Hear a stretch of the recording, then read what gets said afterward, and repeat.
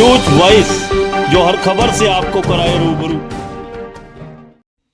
हरियाणा में ओबीसी के creamy layer को 8 लाख तक बढ़ाने पर रेवाड़ी के विधायक चिरंजीव राव ने कहा कि ओबीसी वोटर्स को लुभाने के लिए सरकार ने अब ऐसा कहा है, जबकि वे तो काफ़ी समय से सरकार से मांग कर रहे थे कि ओबीसी क्रीमी लेयर को केंद्र की तर्ज पर हरियाणा में भी 6 लाख से बढ़ाकर 8 लाख किया जाए और कृषि भूमि आय को न जोड़ा जाए।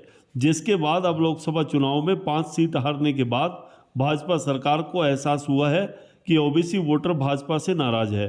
ओबीसी वोटर को लुभाने के लिए ही अब भाजपा ने क्रीमी लेयर को बढ़ाने का ऐलान किया है। उन्होंने कहा कि मुख्यमंत्री स्पष्ट करें कि उन्होंने अपने ट्विटर पर क्रीमी लेयर में बदलाव करने की बात को ट्विटर से कुछ ही देर में क्यों हटा दिया।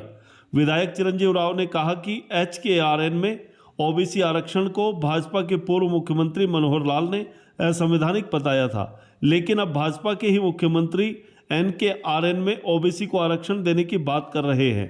ऐसे में जिन लोगों को इसका लाभ नहीं मिला उसकी भरपाई सरकार कैसे करेगी। आपको बता दें कि एक दिन पहले हुई बारिश के कारण रेवाड़ी में जलभराव के हालात बन गए थे। विधायक चिरंजीव राव ने कहा कि वे शासन और प्रशासन से काफ़ी समय से मांग कर रहे हैं कि बारिश के पानी से निपटने के इंतजाम किए जाएं, लेकिन इस सरकार में अफसरशाही पूरी तरह हावी है, जिसका खामियाजा आम जनता को भुगतना पड़ रहा है। वहीं अभय चौटाला द्वारा कांग्रेस पर जुबानी हमले पर कांग्रेसी विधायक चिरंजीव राव ने जवाब देते हुए कहा कि उनकी खुद की पार्टी वेंटिलेटर पर है, इसलिए उन्हें दूसरों के बारे में बोलने से पहले अपनी पार्टी को देखना चाहिए। उन्होंने कहा कि वे खुद और उनके पिता कांग्रेसी हैं और कांग्रेस उनकी है, इसलिए कहीं जाने का सवाल ही नहीं उठता। साथ ही उन्होंने दावा किया कि उनकी टिकट कोई काट नहीं सकता, हालांकि वे किसी की टिकट जरूर कटवा सकते हैं।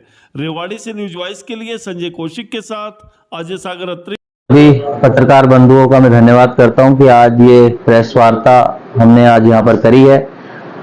मुख्य रूप से तो 2-3 कारण थे आज प्रेस वार्ता करने के। पहला, जो हम बहुत समय से लड़ाई लड़ रहे थे कि हमारी जो आरक्षण है अदर बैकवर्ड क्लास का, उसके अंदर बदलाव किया जाए, सेंटर के तर्ज के ऊपर उसको 8 लाख किया जाए और जो उसके अंदर एग्रीकल्चर इनकम और सैलरी इनकम ना जोड़ी जाए, तो उसके अंदर जो हमारे मुख्यमंत्री हैं नायब सिंह सैनी जी, उसमें उन्होंने घोषणा करी कि उसमें वो बदलाव करेंगे और सेंटर के तर्ज के ऊपर ही उसको 8 लाख किया जाएगा।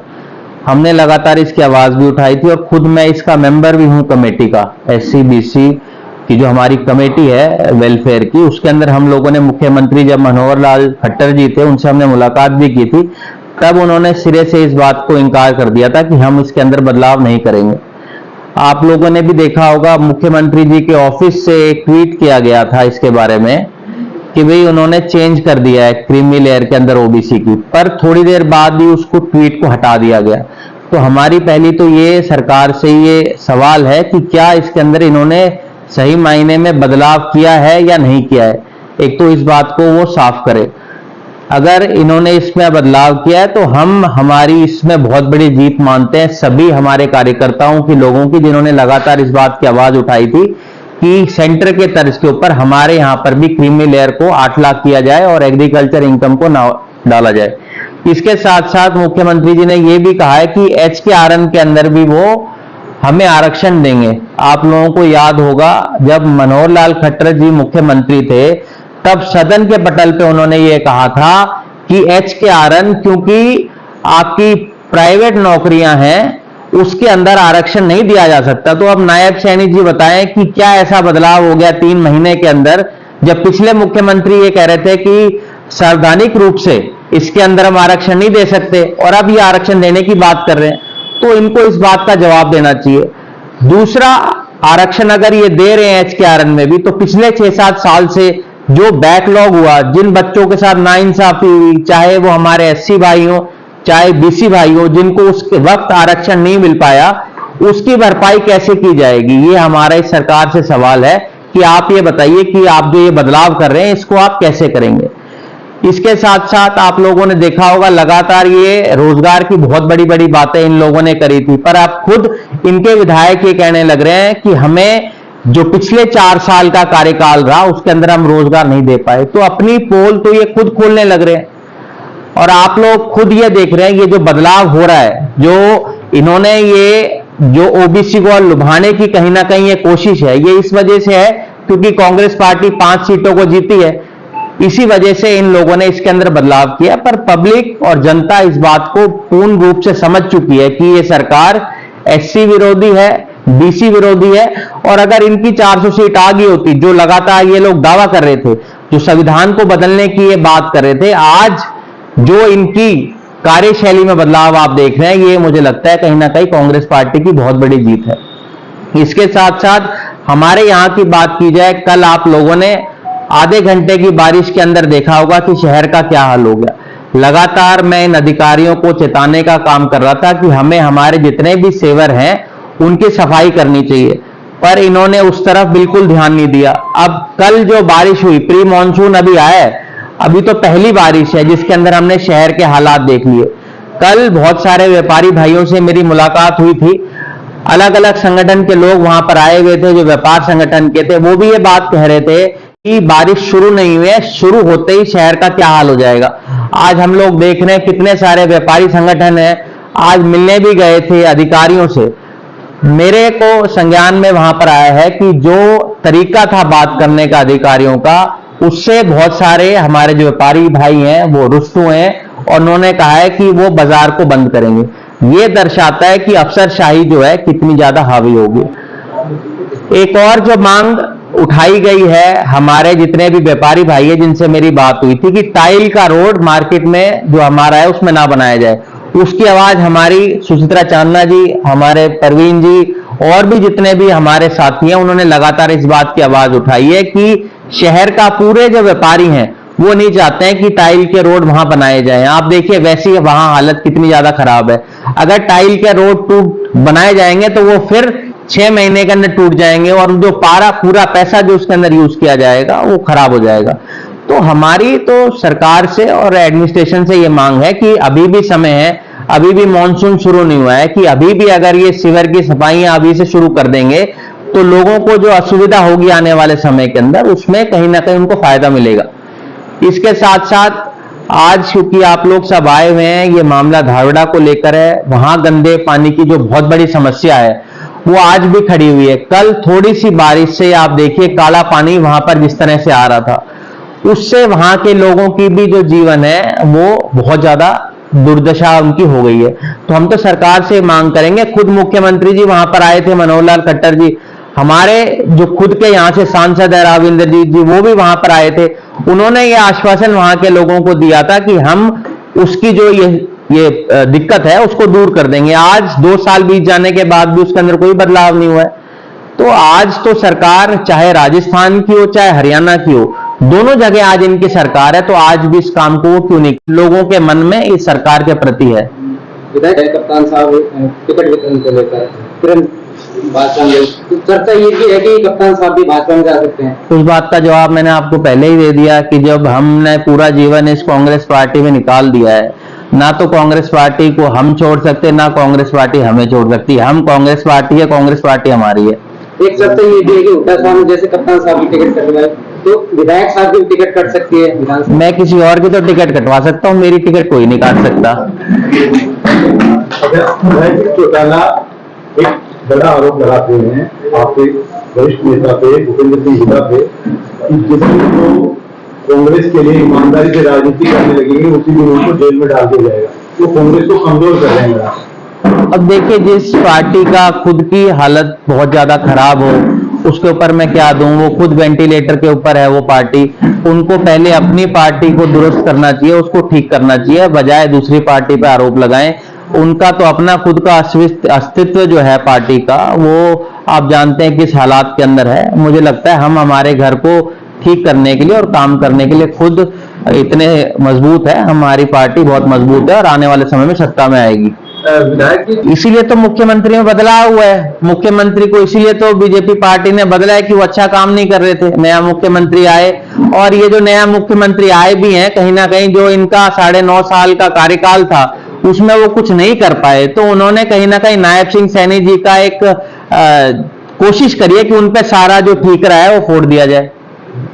आपको भी याद होगा कि हमने लगातार इस बात को उठाया था सदन के अंदर कि जो क्रीमी लेयर है उसके अंदर इसको 6 लाख से 8 लाख किया जाए जैसे केंद्र के अंदर है।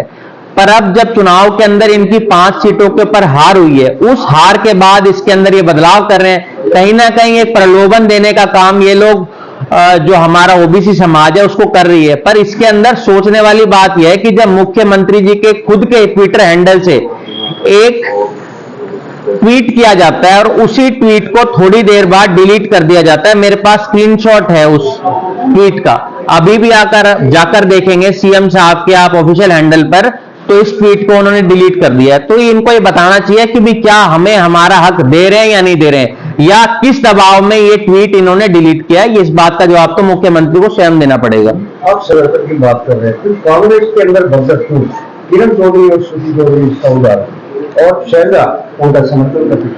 देखिए, जहां तक बात आपने भगदड़ की करी, देखिए हर चुनाव के अंदर आप जानते हैं कि आवागमन लोगों का होता रहता है। कांग्रेस पार्टी में आप लोगों ने देखा होगा 42 ऐसे पूर्व विधायक हैं जिन्होंने कांग्रेस पार्टी के अंदर शामिल हुए हैं।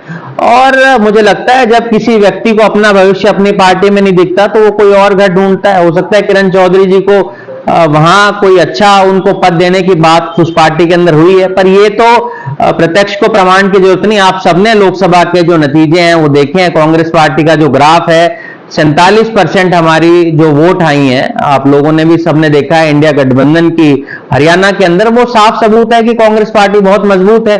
46 सीटों पे हम लोगों की जीत हुई है, 44 के ऊपर उनकी जीत हुई है, तो ये साफ दर्शाता है कि कांग्रेस पार्टी मजबूत हुई है। क्या नाराजगी बहुत बड़ा काम थी? कैप्टन साहब की नाराजगी भी रही लोकसभा चुनाव के अंदर व्यक्ति को मिली?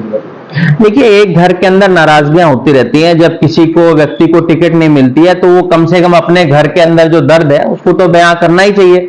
और कैप्टन साहब और हम बहुत पुराने सिपाही हैं कांग्रेस पार्टी के। लगातार 1952 से हमारे दादाजी जब से इस पार्टी से जुड़े हुए हैं, मेरे पिता लगातार सन 1989 से अब 2014 आ गया है, और मुझे खुद 15 साल कांग्रेस पार्टी में हो गया। हम कांग्रेस पार्टी के सिपाही हैं और हमने हमेशा कांग्रेस पार्टी को आगे बढ़ाने का काम किया है। विधायक की 2 समस्याएं एक साथ हैं, जलभराव की और पेयजल की। तो दोनों समस्याओं को अगर कांग्रेस की सरकार आती है तो कितने दिनों में ये सॉल्व कर देगी इन सब दोनों समस्याओं को? देखिए, जल भराव की जो समस्या है वो तो आप सभी जानते हैं कि एक समस्या है जिसको ठीक करने में समय लगेगा। पर जो आपने पेयजल की समस्या, उसमें तो आपको एडिशनल वाटर टैंक बनाना है, वो तो ज्यादा दिक्कत का काम नहीं है, उसको हम बहुत जल्दी करवा देंगे। और जहां तक बात रही पानी भरने की, उसको भी हमारी कोशिश रहेगी जल्द से जल्द सरकार बनते ही अगले 1 साल के अंदर उस समस्या को हम दुरुस्त करें।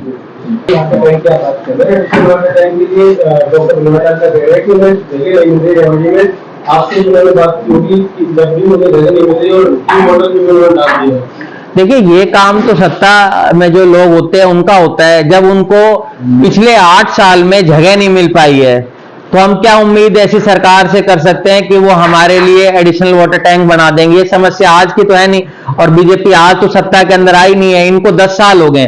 10 साल के अंदर भी हमारे लिए पेयजल की, पीने की पानी तो सबसे बड़ी जरूरत एक आम व्यक्ति की है। अगर वो भी नहीं दे सकते ये 10 साल में, तो किस बात की सरकार है? बीजेपी ऑफिस को दे तो मिल सकती है जगह, इसके लिए नहीं देती। तो ये इस बात का जवाब तो बीजेपी के जो मंत्री हैं, कोई भी हैं, उनको देना चाहिए कि भी पीने के पानी की समस्या को दूर क्यों नहीं करते, और क्या कारण है कि हमारी माताओं बहनों को रोड पे आना पड़ा।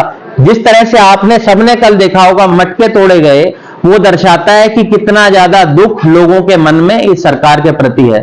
हंसनगर में आप लोग देख रहे हैं जो ब्रिज बनना था, ओवरब्रिज बनना था, आज 3 साल हो गए, उसका काम आज तक पूरा नहीं हुआ। मेरा भी वहां जाना हुआ था, वहां लोगों से मेरी मुलाकात हुई, वहां पर लोगों ने अपने दुख दर्द को बताया। मेरी तो सरकार से ये मांग है कि जल्द उस काम को शुरू किया जाए। 22 तारीख से उन्होंने कहा था उसके काम को शुरुआत हो जाएगी, आज 25 तारीख आ गई है, अभी तक देखिए उसका काम शुरू नहीं हुआ है। एक बहुत बड़ी समस्या जो शहर की है, जिसके लिए आवाज मैंने लगातार सदन के अंदर भी उठाई थी, पीने के पानी की बहुत बड़ी समस्या आज शहर के अंदर है। आप लोगों को भी याद होगा कि सर्दियों के अंदर जब एक दिन एक छोड़ के पानी आ रहा था, आज गर्मियों के अंदर क्या हाल है। आपने चांदपुर की ढाणी के अंदर भी देखा होगा किस तरह से हमारी माताओं बहनों को रोड पे आना पड़ गया, मटके तोड़ने पड़ गए अपनी आवाज को उठाने के लिए। हमने जब सदन के अंदर इस बात को उठाया था और ये सवाल किया था सरकार से कि रेवाड़ी में एक दिन एक छोड़ के पानी आता है, तब सरकार की तरफ से जवाब आया था कि हाँ, एक दिन एक छोड़ के पानी आता है। अब आप देखिए उस बात को भी 2 साल बीत जाने के बाद भी आज तक हमारा एडिशनल जो वाटर टैंक है वो रेवाड़ी के अंदर नहीं बन पाया। तो आज समस्याएं तो बहुत सारी हैं शहर के अंदर, पर हमारी तो एक कोशिश रहेगी, अभी इनके पास 3 महीने का समय है, 3 महीने के बाद तो सत्ता परिवर्तन होना ही है। जिस तरह से आपने लोकसभा चुनाव के अंदर देखा कि कांग्रेस पार्टी ने कितना अच्छा प्रदर्शन पूरे देश भर के अंदर किया है और खास तौर पे आधी सीटें हम लोगों ने हरियाणा में जीती हैं। ये दर्शाता है आने वाला समय कांग्रेस का है और जो लोगों की समस्याएं हैं उनको दूर करने का काम हम लोग करेंगे।